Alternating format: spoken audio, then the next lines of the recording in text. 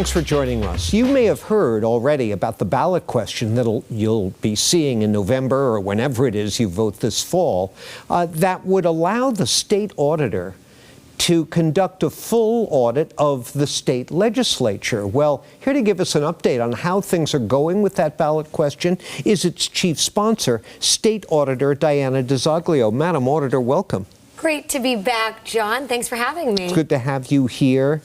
I've been covering politics for a long time. Rarely, if ever, have I seen poll numbers like you're getting in support of this ballot question. Most recently, a poll a few weeks back found 64% in favor of giving you the power to audit the legislature, only 5% opposed, 31% undecided. So that might change, but why? How do you account for this public reaction? Honestly, I think that folks across the board here in the state of Massachusetts, regardless of our party affiliation, want access to information regarding how our tax dollars are being spent, and we are fed up with the excuses as to why that is not the case. We hear all the time nowadays about policies getting voted on behind closed doors. We know that we have one of the least transparent state legislatures in the entire nation, not subject to public records laws, not subject to open meeting laws.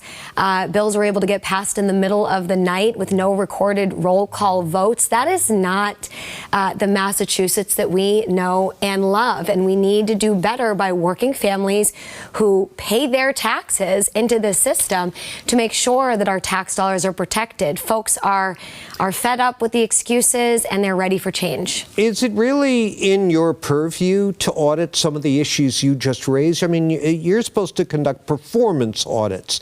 Is a state agency complying with the rules in the way it spends this money or runs this program? You're talking about the internal operations of the legislature, what's a roll call vote and what isn't. Isn't that beyond your purview?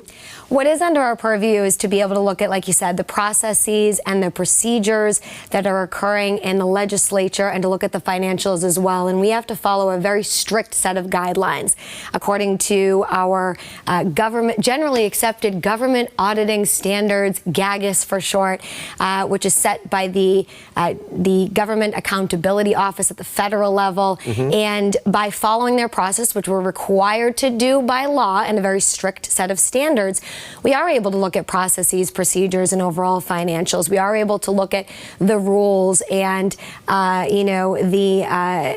way in which the body governs itself according to those rules. I'm interested in that because that is disputed. Your predecessor, Suzanne Bump, wrote in an op-ed in the Globe this past winter, no state auditor has the power to pass judgment on how legislators, for example, select their leaders, assign members to committees or office space, conduct their policy deliberations, or decide what records to make public, end quote.